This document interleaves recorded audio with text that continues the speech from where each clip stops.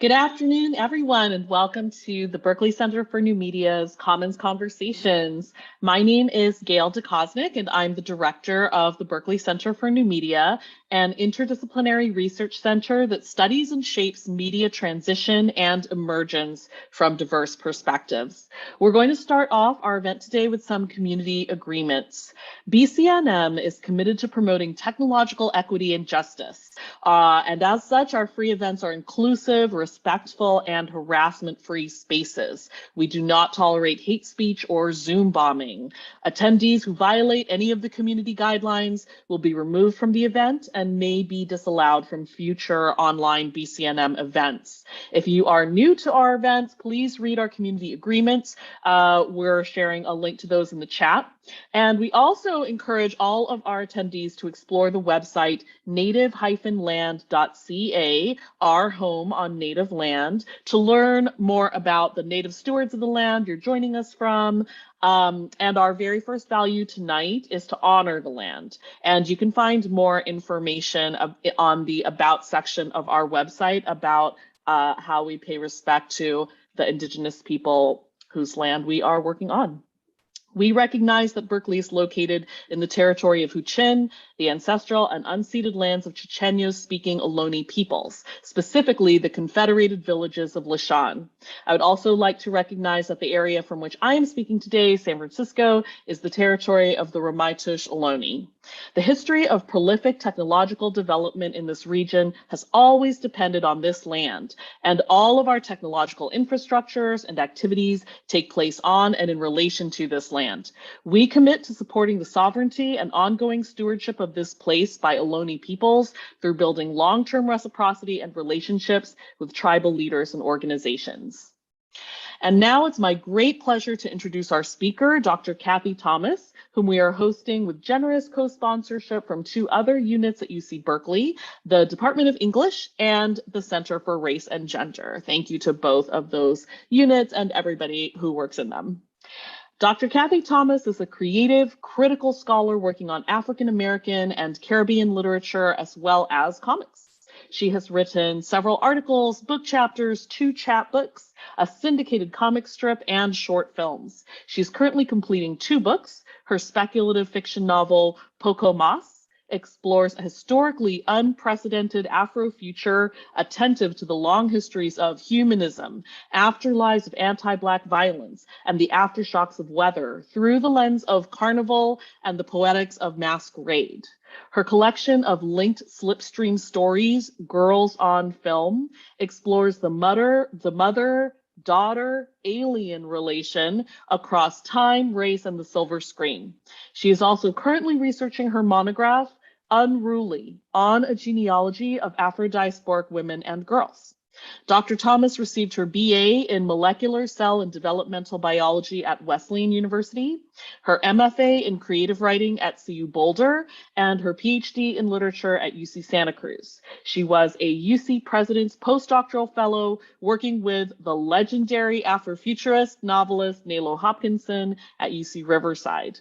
Dr. Thomas is now an assistant professor at the University of California at Santa Barbara in the Department of English. From wherever you are, please join me in welcoming Dr. Cathy Thomas.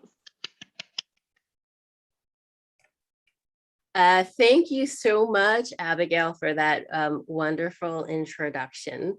Thank you all for coming. I see some friends and family who have also joined. I want to additionally extend much gratitude to Laura and Sophia for your help in organizing the details of my talk. Thank you to the Berkeley Center for New Media, the Department of English, and the Center for Race and Gender for inviting me to think through with your faculty in particularly exciting interdisciplinary ways that stretch innovation and invites conversation around diasporic literacy. Finally, I extend my gratitude to members of both Daily Writing Accountability Group, that includes my former postdoc mentor, Nalo Hopkinson, and art historian Cam Nelson, and others who are helping me think through the critical and creative approaches in this particular experiment that I'll be sharing with you all today. This is a collaborative piece, and I am working with a dear friend, Daryl Cohen, a geographer and a DJ, who we've gone to high school together. We won't be doing the math on that, who is helping me create mapping and sound design for one aspect of this project. I'm gonna go ahead and share the sound and the video for this.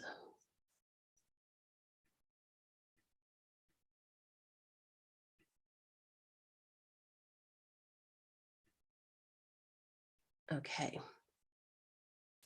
As a scholar working across several land grant institutions in California, across Los Angeles, Santa Barbara, and now Berkeley, I want to also extend an acknowledgement of our presence on traditional, ancestral, and unceded territories of the Gabrielino Tongva, the Chumash people, and the Ohlone land and other First Nations land in spaces we may be sheltered. And as LA, this is where I am right now, Los Angeles, as it pretends not to be experiencing drought conditions, I need to acknowledge the Northern Paiute people whose water was stolen and diverted to create Los Angeles. As a move toward my own accountability and action, I am supporting the efforts of the Owens Valley Indian Water Commission. It's a tribal entity dedicated to defending water resources in the Paihanadu region, also known as Owens Valley, Bishop, California, or Mammoth. Today, I would like to share my presentation, Echolocating the Caribbean Diaspora. This is a brand new project, and this is the first time that I am presenting this multifaceted work. As Dr. DeCosnick mentioned, I am a creative critical scholar. I work in American literature, Caribbean literature, and comic scholarship. I am also a creative writer. I'm currently working on 2 book projects, a novel and a monograph, and I'm almost finished with a collection of slipstream stories called Girls on Film. But today I'm going to share an experiment that is part of my spec fiction novel, PoCo Mas. It is a part of the novel that is both plot-based and paratextual to the novel. First, I'll give you a background of PoCo Mas and read an excerpt to help situate you all. Second, I will give details on one of the main characters whose narrative genesis is instigated in the broader project that I call Footfall Echolocation designs. These are old shoes. These are old shoes that I have reconstructed from salvaged items. And there is an example behind me. This is the shoe West Indian primer that I'll be talking about today. And in this section, I'll share my methodology of examining diaspora. So I'm conceptualizing diasporic Caribbean people as people who are now scattered in and elsewhere, who react when they come upon a nostalgic sound cue. And when strung together, these cues create a bespoke soundscape. Next, I will show an example of the design called West Indian Primer, alongside a reading of a second shorter excerpt from PoCo Mas. This is material that will live alongside a photograph, photographs of the shoe in the novel. But in addition to the novel, these Footfall Echolocation designs are meant to stand alone on a digital platform as a virtual exhibit. Again, I will share the sound design created in collaboration with Daryl. This sound design is based on a few cues that echolocate me specifically in the Caribbean diaspora as the first generation child of Guyanese immigrants. Finally, I'll share my ongoing projects and new developments of this work. PoCo Mas's plot reverberates into the past and future, with the year 2036 being the start of 26 consecutive and cataclysmic weather events devastating the planet. They are simply remembered, collectively renamed, then trademarked Diaspora. Diaspora causes human, animal, geologic, ecologic, and manufacturing matter to wash out to sea. And in the Caribbean region, this means debris does a reverse middle passage. After the wreck, people salvage a unique set of political, social, fashion, and language codes from imagined geographies. Also from the wreck, scientists and economists salvage black market human material in an attempt to reverse engineer the Caribbean. This scene that I'm going to read is from a chapter called Just After. In it, a scientist compels his soon-to-be ex-wife to share their sonic, haptic, embodied memory from their wedding day playing mass or Caribbean masquerade, as the only condition he has before he grants her a divorce in a final meeting with their lawyers. The SHE memories, the sonic haptic embodied memories, are referred to as trophies. The scientist is pan-Caribbean and survived Diaspora as a young boy. This character does not have a proper name because of a legal choice he made to unname himself after Diaspora.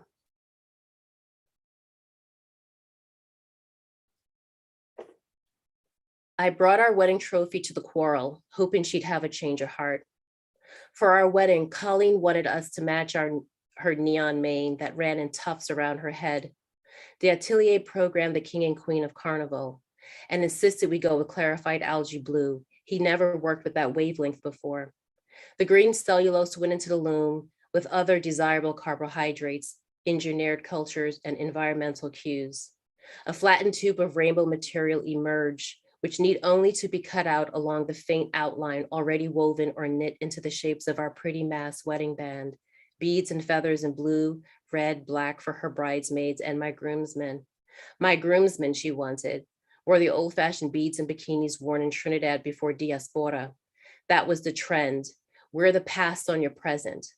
The world mourned for the Caribbean in every party they threw. Our wedding cake was Guyanese black cake. Our band was the Fanananans. They played exclusively from I&I's catalog of old Carnival Road March songs. I&I, the Soca star, come local environmental activist, come CARICOM president, come sociogenic terrorist, was banned now, which made the danger of music so orgasmic. We flaunted it. Our decor was Haitian. We artificed ting, pepper pot, cook-up rice, mofongo, castrapasa, even Mount Gay eclipse silver. We had platano shipped from Brazil. Even Colleen admits 2 pounds may have been too indulgent. We went rich and wild. It made the right people in Bloomington jealous when newspapers displayed our wedding trophies. They remarked how perfectly the blue feathers were implanted into the bridesmaid shoulders, how the beads protruded from the groomsmen's buttocks when they whined and whined and whined on each other. A pair of scissors and a flirtatious spirit can turn any man around. The officiant, a priest from the Church of Stoic, read our favorite verse from Marcus Aurelius' Meditations, Book 4. For the whole earth is a point, and how small a nook in it is your dwelling, and how few there in it, and what kind of people are they who will praise thee? The Stoic priest removed his robe to reveal a spiral of stringy, dirty, slimy thread algae growing under his chest skin and trailing chartreuse scar tissue to his forearms. Colleen had paid extra for this dermal aquascaping. He finished with, the universe is transformation, life is opinion. I remembered further back at our fitting when the material coils reached the end. The unraveling revealed a dress, a shirt, a skirt, my midnight robber headpiece, her jab devil horns, socks, fringed sleeve gloves, and a hobo bag that carried nothing. The material that made her horns could be snipped anywhere without unraveling, a feature that allows for complete penetration. She was not amused. In the end, to appease Colleen and to honor the atelier's vision, my eyes would be sealed shut with temporary skin, though I would not be able to get as blind as she desired before the wedding parade. I saw the pretty players in their beads and bikinis whining so hard on each other that the feathers from one neck would rub and stretch and rip out iridescent sequin palets and flesh from the shoulder of another neck. If a groomsman were on top, the bloodied baubles would be pushed in deeper until the contusion glowed bone. On her own float, I saw Colleen's bare breasts smeared in pholasses and squid ink. It was her something old. She moaned, gyrating against her trident, while her sister Yvonne played a tuck drum with cane on fire, will-o'-the-wisp burned out sound. Their parents were so proud to see their daughters resisting arrest. I thought of how Colleen sunk the trident into the police officer's back, how the synth molasses stuck to the grafted scales of the hassa fish along the skin of her breast, how the bloodied masked players playing Port of Spain police licked her bitter pitch breasts. Colleen held on to 2 of the trident's teeth and licked the center.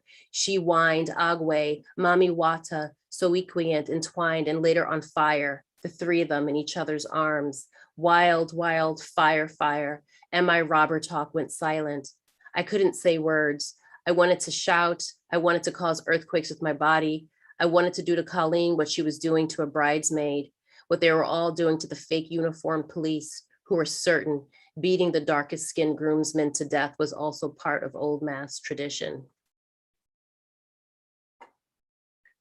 So this scene depicting carnival parade revelers as carefree, I just want to make sure, is the presentation mode, can people see the full screen? Can I get a thumbs up? Because I'm Yes. seeing, yes, thank you. Okay. This scene depicting carnival parade revelers as carefree and performative belies a picture of people who are desperate to recreate the lost experience of Caribbean carnival in a future where the context of anti-colonial and anti-patriarchal sentiment is deprioritized. The licentiousness of the field of gaze is meant to produce a reaction from onlookers in carnival who cast shame on the wedding party revelers. But instead, the revelers and the spectators can only consume these carnival characters and their narratives in order to satisfy a desire for empathetic identification with the dead. These partiers can only play at masquerade through mimicry and not the motivations of parody or resistance. This cognitive disconnect can be attributed to several things in the novel, but a key one is that people are actively salvaging salvage from Diaspora. They're scooping up remains left on the shorelines and using it as fashion and for profit. Adornment becomes a language with a double-edged sword. On one hand, it allows you to reinvent. On the other, and in the wrong hands, facts become removable. For the scientist and his colleagues, data is collected through salvage, and one of the ways data is presented is through fashion and adornment. The collection of shoes all come from his lab. So the collection of shoes that I'm using in the novel and part of the digital platform come from his lab, and it comes from one experimental specimen, specimen cells, and the inherited memories from this specimen. In my novel, PoCo Mas, this specimen is introduced to the world as the product of post-diaspora salvage scooped from the sea. My main character is derived from a heterogeneous cell line that has been synthesized into a being named Fleur, which is an acronym for fungible labialized ex utero routine. But spoiler alert and plot crisis, Fleur is not a product of lab syntheses alone, but rather autopoiesis. Fleur is a system capable of reproducing and maintaining itself by creating its own parts and eventually further components. Fleur constitutes, quote, the hyphenated people of the Caribbean with, quote, self-defined identities. Because I take cues from gender and sexuality studies, Black feminist thought, critical race theories, science studies, and science fiction, the idea of Fleur made me think more capaciously about how bodies are read, about how bodies perform, and how bodies are text themselves. In 2016, I created a video installation for an exhibition and screening series called Writ Large. From a list of cliches and prompts we were given, I chose the cliche, consider yourself worn, which seemed a very appropriate provocation for a self-defined identity.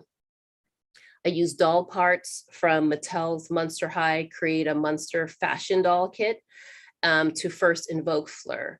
And the mutability of the doll's exaggerated parts allowed me to create and theorize Fleur using honey, human hair, poetry, and a rewriting of Peggy Parish's Amelia Bedelia, reimagining her as the willfully disobedient anti-patriarchal BDSM maid. So if anyone knows the story, this is one of my favorite childhood stories.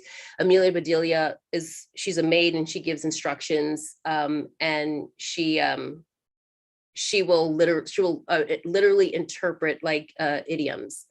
So these stories are trafficked on puns, on doubleness. So I was playing out this doubleness with Fleur, and I am conceptualizing and visualizing a contrapuntal reading of Fleur throughout PoCo Mas. In fact, the title PoCo Mas is a pun itself. It means both the Spanish phrase a little more, meaning that it's requiring a little bit more of your reading practice. And it also is an abbreviation for post-colonial mass or masquerade. So is Fleur the creation of the scientists, or is he Fleur's creation? What comes first, the flower or the seed? And what comes first, the nation or the diaspora? So who's producing whom is a key question in my research. In the project, I take an empirical approach. I center the process of diaspora to focus on materialist history and the dream worlds of Afro-Caribbean society. I understand the Afro-Caribbean experience and identity is not a monolith. For example, while I do identify as Afro-Caribbean, I also identify as Dogla, which is a term in the Caribbean that means half Black and half East Indian. However, I frame diaspora through a lens of diaspora literacy, which is an empirical tool. V.V. Clark defines diaspora literacy as, quote, a skill for both narrator and reader, which demands a knowledge of social, historical, social, cultural, and political development generated by lived and textual experience. This lived and textual experience of the Caribbean region is linked to the history of multiple civilizations colliding and parting. To visualize diaspora, this is the experiment, specifically diaspora that generates a lived and textual experience. I thought of the process of echolocation. I was first turned on to this by science, but also I remember the way Michael Ondaatje used it to frame his novel Coming Through Slaughter. It's one of my favorite novels, when he describes the jazz trumpeter player Buddy Bolden's success and then his eventual mental collapse. Human echolocation is the ability to sense objects in one's surroundings by actively creating sound so you can sense the echo. Your body emits a sound, and when that sound wave hits an object, you are able to identify the size and shape of a thing. In the case of PoCo Mas and Buddy Bolden, it is the size and shape of memory or feeling. So here, Edward Said's concept of Orientalism is helpful for me, or it just came to me when I was thinking about this. It's helpful in thinking about sensing surroundings. And here I'm thinking about sense as sensibility. It draws attention to the relationship between power and knowledge in discourses of colonialism. So knowing the Orient and Orientalism was a way of dominating it. Likewise, installing your knowledge in a subject is a way of dominating them. Language, even pronunciation, is a controlling mechanism produced by colonial discourse, a way to displace European and colonial anxiety and American anxiety about what is foreign. The foreign body must be changed enough to have an acceptable set of sensibilities. For the most part, this kind of indoctrination is successful. You know, here I am, I'm a professor, so it was successful. However, I am interested in how diaspora communities come to produce and carry forward knowledge that cannot be displaced. The conceptualization of an echolocation means that this prior knowledge or this affective orientation to a back home is always an object of desire. My project considers how and what the immigrant or the first, second, third, and so on generation of Caribbean folk uses to locate that desire. This project examines what cues outside of a homeland trigger memory of the homeland, and where does its diasporic potential attempt to extend the geographic and historical terrain of protest and refusals. The things salvaged to make the shoes have a certain staying power and saying power in PoCo Mas. The specific example I'm showing is a shoe called West Indian Primer. The Nelson's West Indian Primer is a British published grammar book used in the Caribbean to teach anglicized phonetics to children since the first half of the 20th century. How this truth or history is captured is through Fleur, who is also part of everything. So think a non-binary Lilu from The Fifth Element. These footfall echolocation designs are essentially a lab technician's notes. The West Indian Primer prose poem that I'm going to read is also data that is generated. So this prose poem is the curatorial statement / lab note for this particular footfall design. Look and say words, train the pupil to look and say how lovely you are here, how lovely it was, it is, it will be here gradually learning as the need arises, that I alone says its own name, that I am the one you assume the kings and queens ask permission to compete in this ugly business of learning to roll our oars, followed by easy phrases that was, were, mama, go no so papa, or for you, but all y'all niggas own slaves. Let us read easy sentences with pictures of apples feeding zebus. That you are, he has, she has, it was. We have been reading the story of how we were all conquered at the hut in the bed, by the bank, on the boat over with from under the foreign management of Tim and Tot.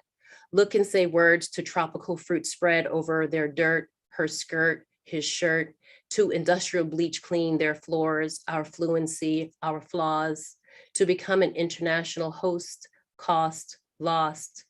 Then the pupil can send home a postcard for sound practice without pictures of Juve mud smearing Laylock Place, without pictures of purple feathers molting on Eastern Parkway, without pictures of last lap devils, Indians, robbers, and dames rotate around Caravana curry goat. Little attention need to be given to this present while gradually learning to drive a taxi, to open a door, to wipe an ass. Note to teacher, the pupil should pronounce the name of success as doctor, lawyer, accountant, Fenty, and then emphasize the initial sound capital. So old sounds carried on in your baby's breath, baby's fat, baby's chew up teeth will grow and solder into little baby fangs, colored red, black, yellow, brown. Has Tim and Tot a viper on their hands? Yes, they have. Say hand, sand, ant, misbehaving, and underline the subject. The intention is human, the sign is black, the referent hangs by its own name. But me not need a referent to know which candle to bring out, to burn up, to breathe on, to build a vocal library. That mide, hide, she be, we be talking about how we moved apart in thinking of each other from the forest to the fields, on the block, by the thousands since our arrivals.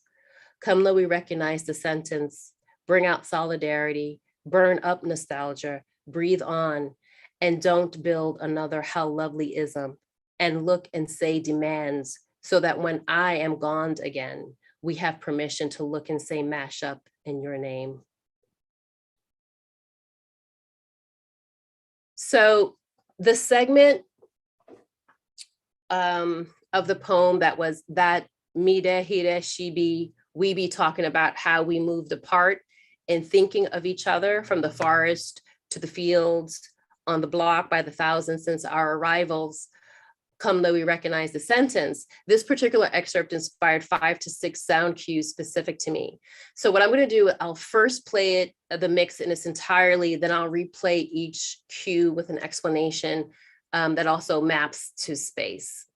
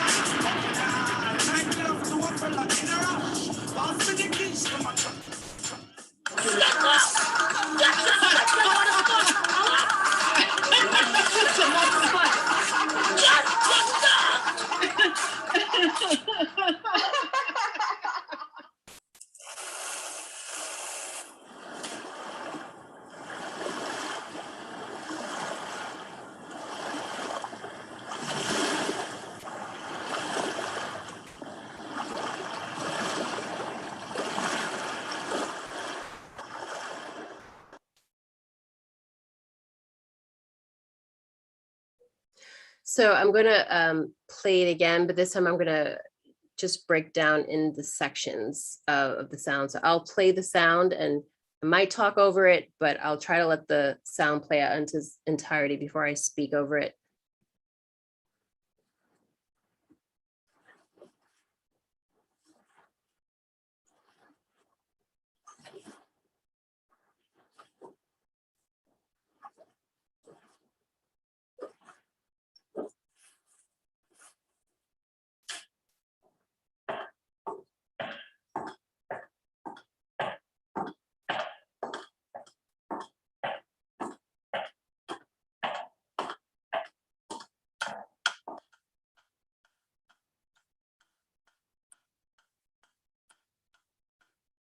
So in this section, we're introduced to the concept of Western time and timing. And this is why the entire globe is seeing all the continents are here. First, we hear the water and the waves. And then it's maybe like a pre-Columbian moment. Then a quick grinding of sand, maybe boats from afar have come to shore in 1492. This gives way to the footfall sound of manufactured shoes, maybe a pair of Oxfords, walking, and then the metronome. And I chose the metronome as an object that dictates timing. It's a kind of a technology that keeps time, and it overlaps with the footsteps, and the metronome throughout this mix is it marks time.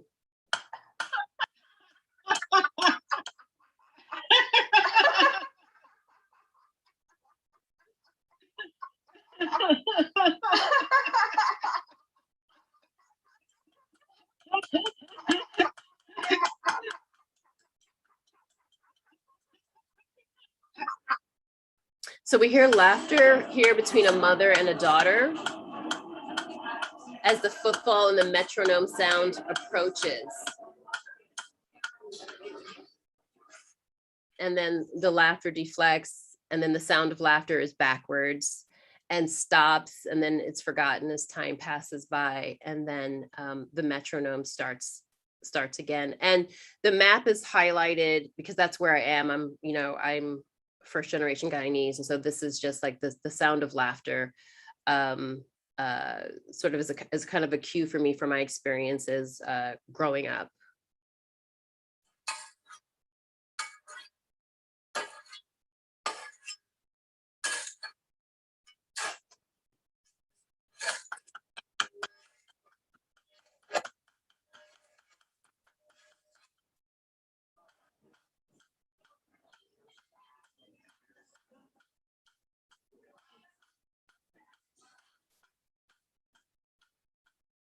So this third cue is the sound of sand grinding and metal moving through a surface. And here I'm imagining, not really imagining, but I'm looking at a pre-tourism scene of construction along unspoiled shoreline. So this is one of the things I noticed when I would visit the Caribbean or in Africa. Like a lot of the shoreline property was taken up for tourism, and so then the metronome returns and marches on.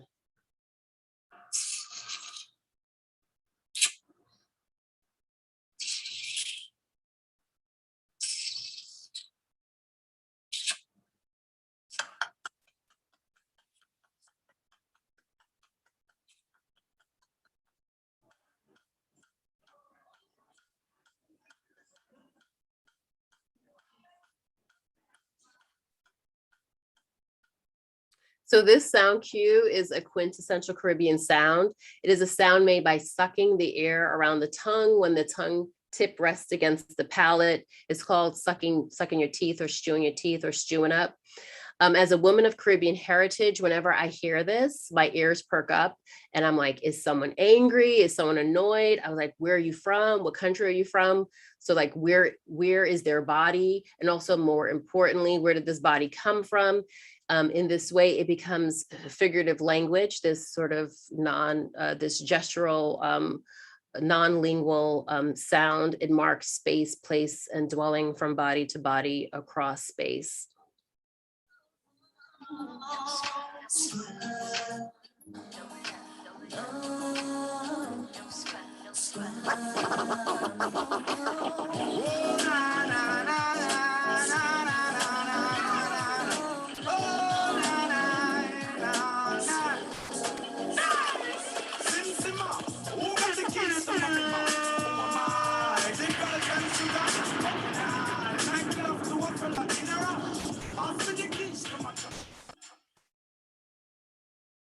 So this may be my favorite cue of all. It's like the DJ change up. It's an embodied memory for me and something I share with other Caribbean friends and friends who have friends from the Caribbean. It's from college parties in high school. And I remember being at basement parties in Malcolm X's house at Wesleyan. And when the DJ moved from a hip hop set to a soca or reggae set, we would like lose our minds and we would crowd the dance floor, winding up on each other to the bass. It was a kind of an active trance, if you will. So to borrow from PoCo Mas, it was like our sonic haptic embodied trophy. It was like that moment the DJ switches it up. And finally, this sound mix is a cacophony that is led in by very colorful cursing from this Guyanese woman named Megan, who I found on YouTube.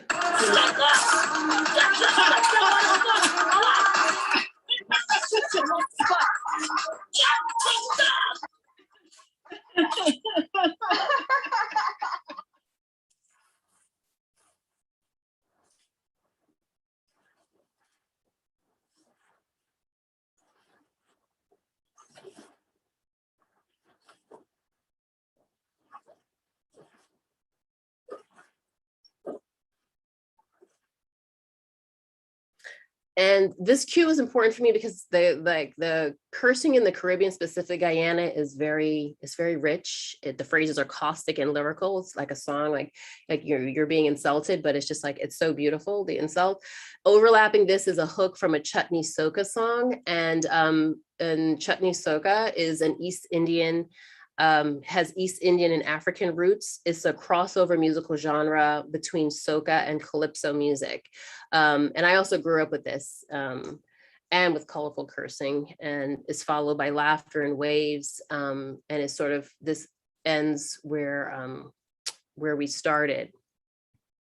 So I wanted to focus on like the importance of one of the sounds, which I've been tracking and noticing in literature, and the particular kind of writing I'm noticing this in are comic books that are written by and created by people of Caribbean ancestry. The suck teeth is a sound, and it has a lot of weight for me. So to stew teeth or suck teeth is a figurative gesture common in the Caribbean.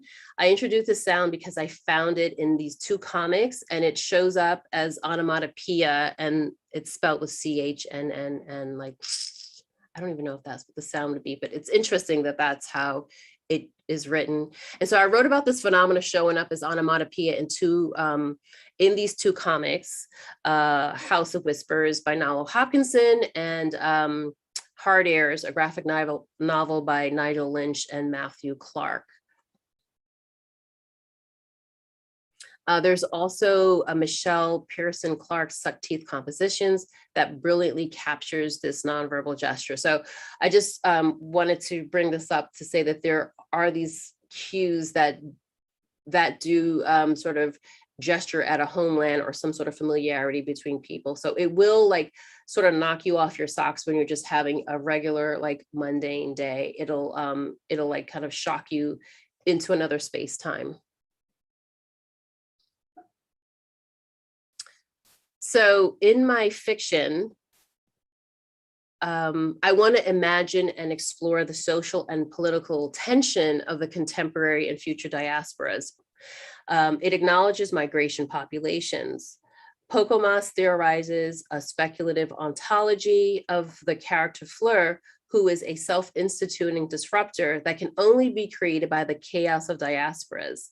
Yet out of the thick SF world building, I take the metaphor of diaspora, which means to scatter like seeds, to show that even the unruly cell line is a socially stabilizing force for people trying to adapt to catastrophe after capture, after capitalism, and after the Caribbean has been sunk. Caribbean culture and ecology are created by a constant exchange of indigenous, African, Asian, and European influences, plus its modern diasporic communities. Boundaries are porous. More specifically, and based on scholar Alondra Nelson's work, my footfall designs and echolocation process is Afrofuturist because it has culturally distinct ways of approaching Caribbean Afro-diasporic culture, informed by how technoculture impacts the Caribbean. For example, I see the English language and the clock and the metronome as a technoculture that has affected space-time in the Caribbean, even the way hurricanes show up in official records. To return to the notion of puns and doubleness, the other foot to this pair behind me will not be an exact match. So each of the 10 pairs that I'm going to be building are in conversation with each other, but each footfall echolocation design is a version of salvage. So one foot is forward and one foot is back. So the example that I showed today is a representation of the past because it is riffing off of the West Indian primer that was salvaged in the novel. So PoCo Mas will have chapters that we'll have one chapter that emulates a museum art book in which the data salvaged from Diaspora are curated and displayed as shoes. Each shoe is linked to fragments from the novel. My examination of space and place is also discussed in a recent essay that appears in Hard Airs, the Bayesian graphic novel, edited by John Jennings, and in a forthcoming article in Comparative Critical Studies. And because I cosplay and I play mass, I have the opportunity to take on a more clearly defined role in my research environment. So my role as co-investigator on a Woman in Carnival grant with colleagues Emily Zobel Marshall from Leeds Beckett University and collaborating with Adiola Dewis from the University of South Wales and Suniti Maharaj from the Lloyd Best Institute of the West Indies in Trinidad and Tobago, I will be able to have the opportunity to travel across parts of the Caribbean diaspora, including the UK and Trinidad, to collect more salvage material for shoes. So I would like to have the Footfall Echolocation designs on a standalone platform for contributors to share their own sound cues and echolocate themselves within their own diaspora. From this, an experimental video project may also be executed as a collaboration piece with the Quantum Black Futurism portal. I'm also researching for my monograph, Unruly, on a genealogy of Afro-diasporic women and girls. Unruly combines literary theory, social history, oral interviews, gossip, and poetics for a trans-historical examination of spaces within society that are disrupted by the racialized and sexualized bodies of Black female presence. Unruly argues that the Black female body paradoxically foments anxiety, abjection, attention, and imitation across multiple narrativized sites, such as the performance stage, the comic book convention, Caribbean carnival promenades, ice rinks, in science fiction, at protests, academia and labs, beauty and fashion industries, the quintessential stoop, and even digital secret-keeping networks of podcasts and social media in discourses of humanism and femininity. And this will also have a digital component. So this picture that I have up is an illustration of Surya Bonali, who for those of you who watched the 1998 Olympics, she did this amazing backflip and landed on one foot. And there was a lot of discussion around the sort of like maybe the lack of grace of her performance and how her body was being read in a very sort of animalized or like mechanized way. And the standards that were being assessed to the other skaters weren't being assessed to her. And so like her Blackness and her ability, her like this like sort of hyper ability of athleticism was under critique and being policed. So I look at Surya Bonali as a case study, and she skates through the book, you know, metaphorically and literally. I want to give special thanks to Daryl, who is here today. So also, if anyone has questions about the sound and the sound mixing, Daryl is here and he can take questions on that. I need to send a shout out to Valerie Nelson and Crystal, AKA Cam Nelson, for sending me the sound cues of laughter, which was the first sound cue that I was thinking of. And yes, and I love Crystal's laughter here and across Zoom, and I hear it every day. And finally, I'd like to thank Nella Hopkinson for being my shoe enabler and showing me that through her own doll making, that art practice is a necessary part of our research and writing. And so thank you all for sitting through my presentation, which I think I did in record time. Thank you, and I look forward to furthering these projects and to hearing your thoughts.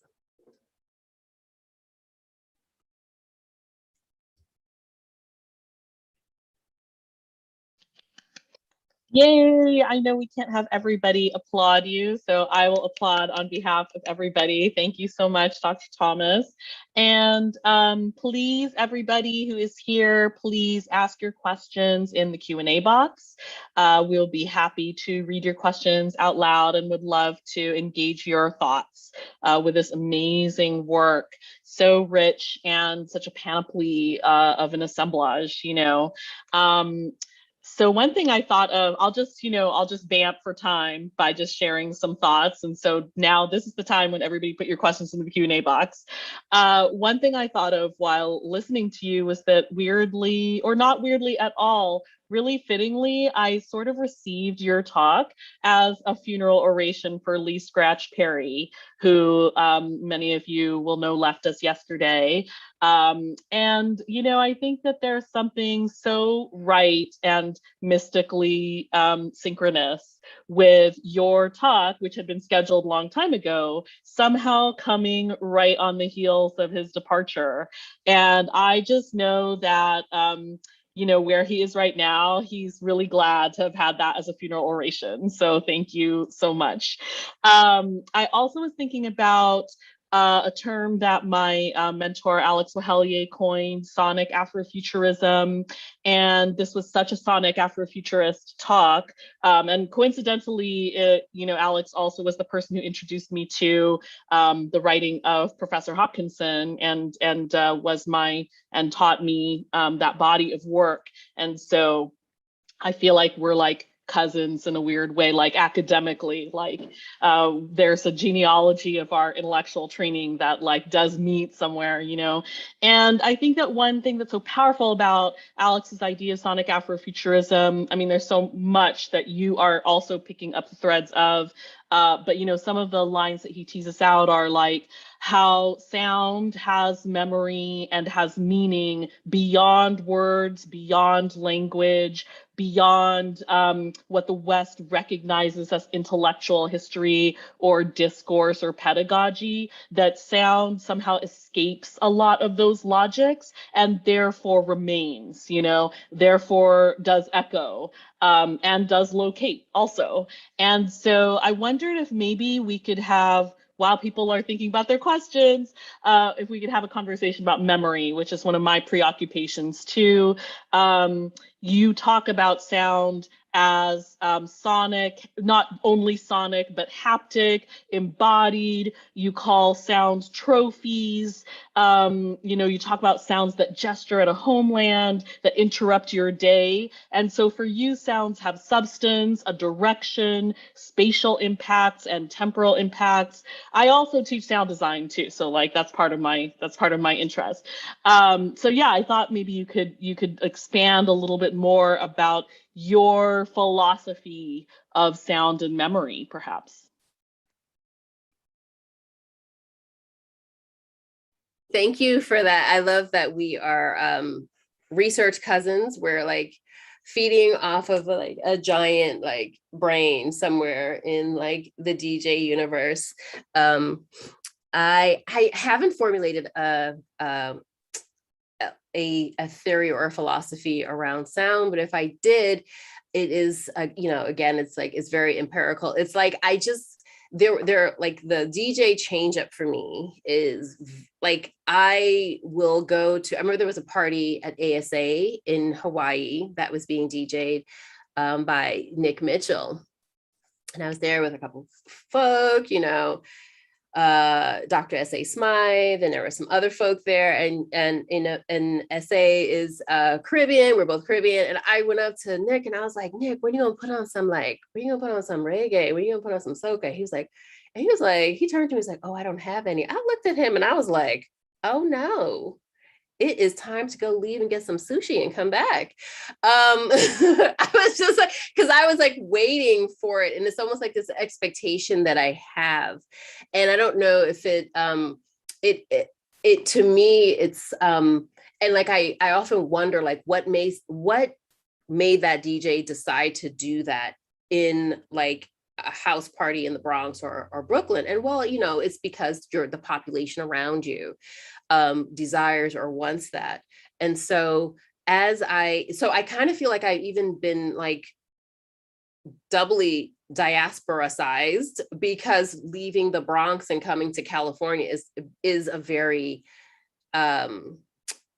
you know, kind of alienating experience in a way. It's like, you know, to find a Caribbean person. So for me, I started to like, my philosophy around sound was, I started to think a lot about like, I'm sending out signals of longing, and when something comes back to me, it's like I'm echolocating it, like the proximity of like where something is from me, like where the bodega is that sells the plátanos that I like, you know. To me, it's like, so it's not actually a sound, but it's maybe more conceptual echolocation. But I remember looking at like Planet Earth and watching the bats do it, and I was like, oh yes. And then when I read Coming Through Slaughter, I was like, this is so conceptual. This is exactly what the body is doing. And it doesn't have to be an exact sound, but it is, the question is like, how do you locate yourself in the diaspora? And I was thinking of the different ways and how you could define or gesture at echo. And it doesn't necessarily have to be sound. And that is why like it's sonic, haptic, embodied.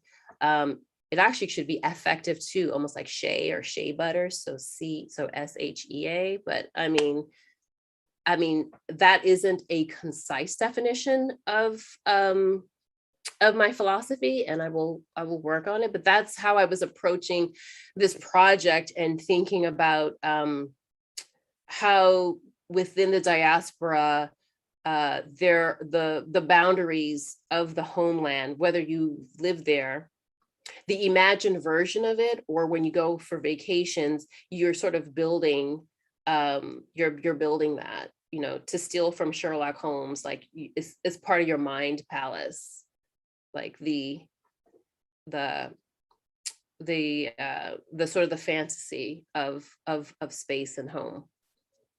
I think it's great that you're talking about home, because I think undergirding all of these questions about diaspora for so many of us who come from diasporic peoples is this sort of threat or fear that there is no home, you know, that there is no home to go back to, because now, you know, because the Bronx was your home and now it's California. And so like you're already a different, you know, you're multiply diasporic, you're already different than the person that maybe could have returned home after, if you'd been gone for a week or something. But there, you know, that feeling of there's no return to be had. And so a lot of diasporic literature from the Caribbean and other places is sort of about not wanting that, you know, refusing that nostalgia in some way, or making of that nostalgia something generative and future oriented. And, you know, also rejecting that idea of wholeness as Edouard Glissant does, for instance, like there's nothing to mourn, there's nothing lost. It's just about like, what are you in your errantry, he calls it, you know? And so I think there's, I just wonder if you want to say a little bit more about how you think of home, unhomeliness, return. Do you think of that as opposed to or contradicting somehow an idea of embracing the assemblage, the partial, the you know, mestizaje of diasporic being? Or, you know, is that not the right equation? Like you've stopped thinking of home as like something that pre-exists that is there to return to? Wow, I was just home 3 weeks ago. I went to, you know, before, you know, I wanted to go before the Delta variant got the best of us. And so I managed to go to the Bronx. I was trying to do a whirlwind tour. I went to the Bronx, I went to Connecticut to see my sister. I went to South Carolina to see my godmother. I did the thing. And what I noticed, I think what I noticed was that, you know, I have very fond memories that live actually in objects, and things are very different, you know, now. I think people have tried hard to gentrify the South Bronx, but it's just not happening for them. They're working at it, but they just can't. So I think that, you know, so I don't see that visually on the streets there, but in other places there are. I mean, there are gestures at improvement. And so the busyness, the loudness of like the places where I shop are still very familiar to me. So it feels like so, for example, when I go to the garment district in LA, I was like, yes, this feels like this shopping at the South Bronx, the hustle, the bustle, all the people, the shopping carts, the kids, people crying in the streets. And it's just like, you know, it's like madness. So the idea of home then for me, it's like a Build-A-Bear. You know, I can build it up to be what it is, but it's not a real bear. You know, at one point it was a real bear, but I don't remember when it was a real bear because I was just living life at that point. And I went away at a very early age. So I went to boarding school when I was 13, and then, you know, went off to Wesleyan, and then, you know, I came out here to, like, you know, work on Buffy the Vampire Slayer, and I never went back. So, and, you know, that was a very, you know, long span of time. So my idea of home is kind of frozen, and I have to get like reports from the home front, from family and friends, and from like texts and things like that. So all of that builds my Build-A-Bear of what home is for me. And that's fine, because it does need to change. And I understand everything has to change. So I love that you brought up Glissant, because I'm thinking of his engagement with opacity. And I think a lot about that idea of home being like a process of opacity. Like it doesn't need to be understood, and it's very bespoke. So that's why the sound cues, I think, have to be bespoke. So what I imagine is that I'll open up the space, and then I'll have a few people who, maybe someone's from Barbados, and they have a whole other situation. So their sound wave composite is going to be different. So everyone's going to have like a different kind of sound fingerprint. Yeah. So it is a Build-A-Bear. Yeah. Or another word would be remix. And I think that's great. Yeah. I mean, what I love about it is, like, you know, to be diasporic is to live in the remix. And you're saying, you know, everyone's remix is literally different. Like there's different samples and different components in everybody's, even as there's probably some sounds that are similar, like the sucking teeth sound across people's diasporic memory palace, you know. Okay, we do have a couple of questions. I encourage people to add more to the Q&A box. My awesome colleague Tom asks, as a creative writer, how do you think about trying to get sound on the page, and perhaps even more difficult, get that sound across to your reader? Yeah, I think that's a great question. I love onomatopoeia, but then I have to ask myself, where did I receive that? Like, who told me that ouch or ow is that way? For example, when people text me and they say, whoa, like there's 5 different ways of spelling it. Like it's WHOA, some people do WOAA. So to get sound on the page, of course, in the story, you're going to use onomatopoeia, but I do think sometimes, like visually, like if you just have some white space on the page and maybe describing something as if something else. So I like as if, because it's a contingent transition. I think it's contingent upon something else existing in its place, or something else existing in your mind. So for me, if I'm thinking about what is a bespoke sound for me that might not be familiar to someone else, like I might say, like her high heels sounded like like a fast game of double dutch. And if someone isn't familiar with double dutch on a hot pavement in July, and it sounds like, what's double dutch, you know? So I think I don't think you're going to ever actually get people to hear exactly what you want them to hear on the page, but I think that's probably the same thing of all kinds of descriptions. So I think with the sounds, because they are unique, and what I want to do is to sort of maybe be more mindful about how I do put sound on the page. And like, I hadn't thought of that until Tom's question, is maybe not do cliche ways of sounds. I mean, I don't do it for touch and taste. Maybe I should expand it to sound. And then the entire reading experience will be super alien to people.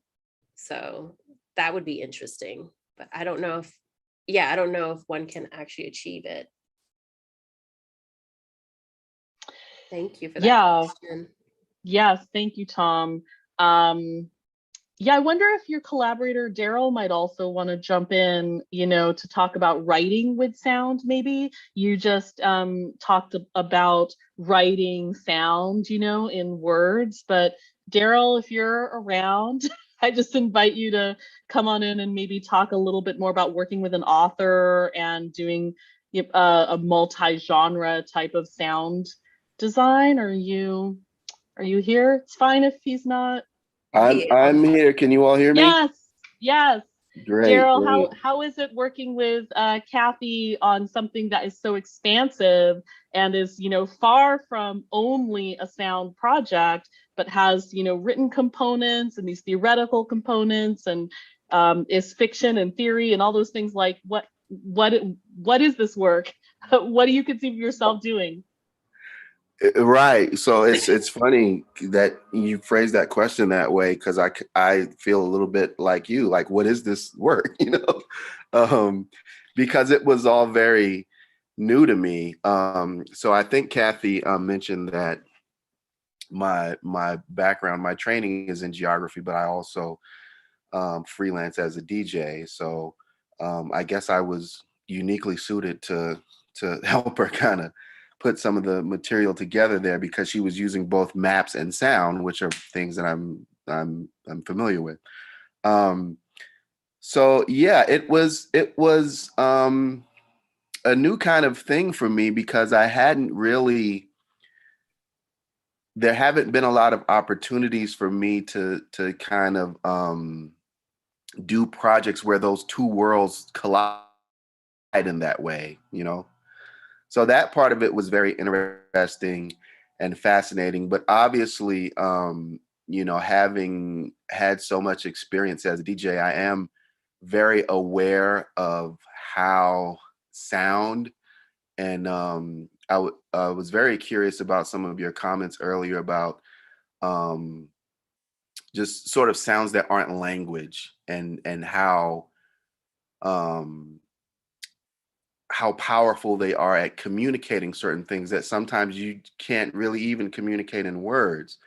So I know as a DJ, a lot of my experience has been trying to give people a feeling through music. So that's a big part of it. But, you know, as Cathy kind of alluded to in her comments a little bit ago, it can be very subjective, because you know how a certain sound makes you feel, but you don't necessarily know that that same sound is going to cause the same feeling in another person. So you kind of have to go by how they react to it. You just sort of, just kind of like we do with the subjectivity of conscious awareness in general. You infer that the other person is having the same state of consciousness that you are based on their outward behavior. But you can never, you know, like Cathy said, you can never be 100% sure that you've actually achieved communicating what you feel or what your experience is to that other person. I will say, That's great. Yeah. that the DJ change up is probably the one like foolproof way that I know that I'm feeling what other people are feeling, because when that happens, everyone's just like, oh shit. And you just, you scream, and then you may be sitting on the side, having some punch. You just, it's like you're in a trance. You just come and you just dance. And I think my friend Leah might be here, and I know she experiences this. I know Boosie experiences this. I know Alice experiences. I mean, like, because we all went to like high school together, and I definitely like. I'm gonna just like straight up say Leah, because I know I have whined on her in like an automatic trance so many times. When that change up happens, you're just like so excited, and you get very I don't want to. I mean, this is recorded, but we're all adults. When someone disrupts that, and I will say, when someone disrupts that with an erection, like some guy comes up to you and he's trying to grind on you, and you're like, no, this is not about that. This is me and Beanie Man having church right now. So you would need to like go away. It just like, so that's when I know that that moment, like it's moving from like the American South into the Caribbean South. And it's very personal for me. It's very sacred. And so that is why I would prefer to dance with my female friends than men when soca and reggae comes on. I'm also just noting how often you're referring to these like intense physical crowd activities, Cathy, which are a little bit forbidden to us right now in this pandemic. So it's, in a way, it's like lovely and also heartbreaking to hear your methodology of the floor, because yeah, I'm sorry that I can't practice your methodology like tomorrow night, but I gotta wait for that. So yeah, I think that, and thank you for bringing the phallus into this too. I just think that was a bold and accurate move. Like, just listening to Daryl and you, I think there's things about sound like that are quite precise, that are science, as DJ Kool Herc and Grandmaster Flash and Afrika Bambaataa used to say, that they're in their labs, they're doing research, they're discovering the break, and they're discovering what the tenets of what we now call hip hop, were supposed to be like. What works on the floor, what works at the block party, and what works on the record. I mean, there is this scientific these sort of rules about sound that are just true. Like, I always emphasize bass a lot, I think, because of the human heartbeat. It's the first sound that we hear in our mother's wombs, and on the other side, there is that spiritual, religious, Lee Scratch Perry would be more on that side, I think, even as like technically proficient as he was. I think there's also this mystical, wondrous, as Daryl was saying, like, we don't know if it's going to work. We don't know what the listener's orientation is to the sounds that we're producing or culling together or something. So I'm not saying anything that artists don't already know. Like, this is what art making is. It's like, 3 drops science and 100 drops like mystery, and then you don't know what the listener or reader or viewers can make of it. So okay, let's go to Eric's question. Eric says, thank you so much for your talk. I was wondering if you could speak a little bit on attention. You described both a DJ transition and sucking teeth as things that alerted or directed your attention. They perhaps brought a new awareness, ?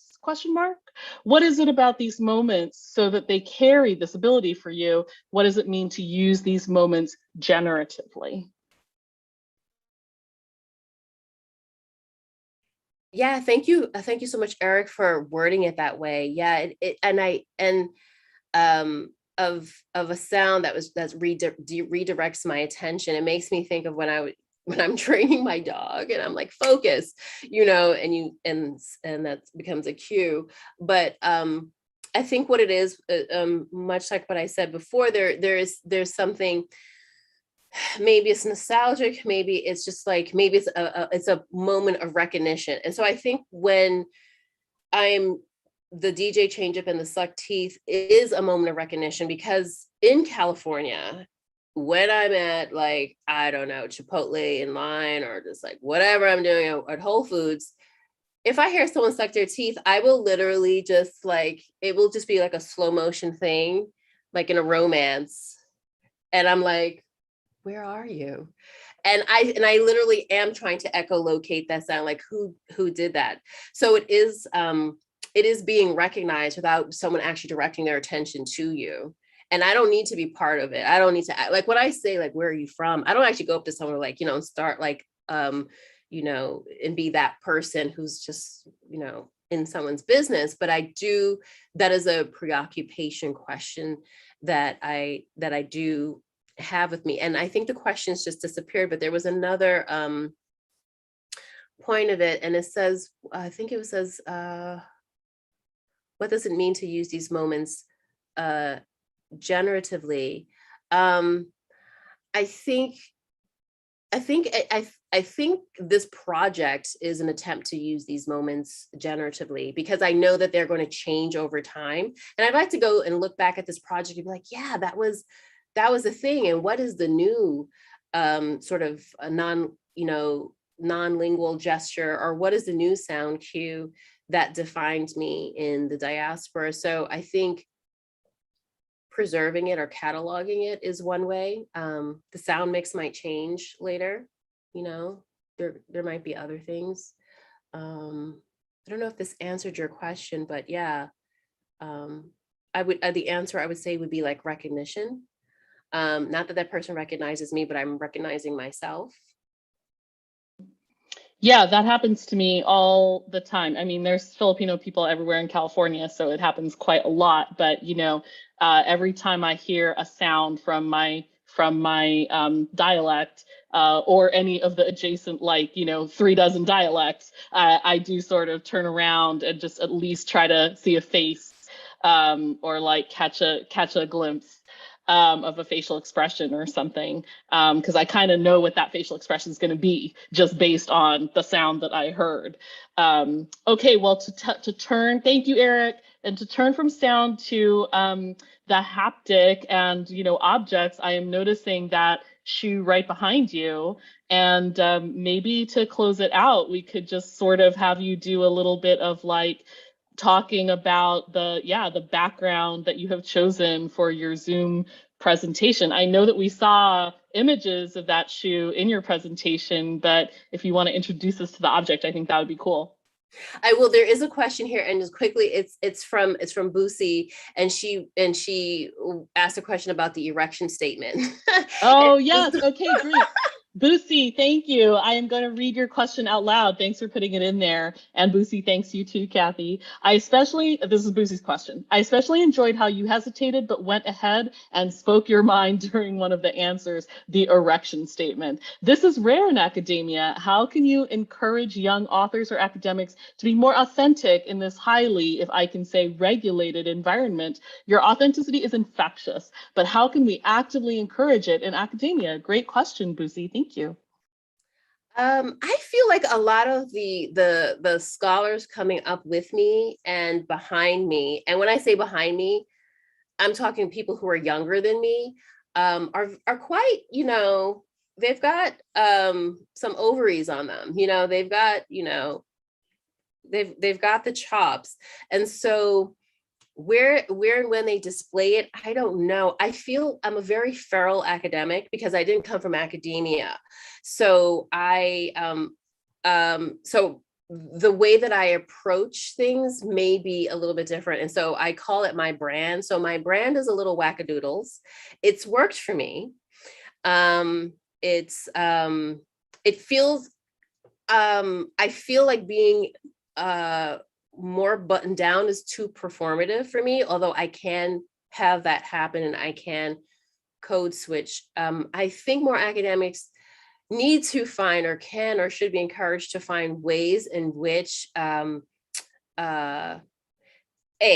simplify their language so that things are more accessible. So I think being a little bit more authentic and less regulated in your environment might actually expand readership and engagement with academia. That's another thing. And I'm saying that out loud to myself, because sometimes I read my work and I'm like, who wrote this fascinating, complicated paper? And I was like, me, third year of grad school. What was I thinking? Thank you, Julia Kristeva. So that's one of the things that I would encourage, like to have like an end point, like what would be your end goal for being more authentic or less cryptic. And I think accessibility is that. And I think it goes back to the last thing when I was thinking through Edward Said and like what conditions your language and your sensibility. So that would be another question that I would say. And I think it also helps to improve your style of writing and your way of thinking and conveying information for different readerships. So I'm giving like a material outcome for being authentic, so that people aren't shy about it, and do it in the way that they need to. So the shoe, and thank you, Boosie, for the question. And the shoe is quite fragile as a thingy, but what I'm going to do is I don't know. I'm going to attempt to, I don't know if I have to. Well, this thing is it's hindered. So I don't think oh yeah, it's doing a thing. Not really. Let me wind it up.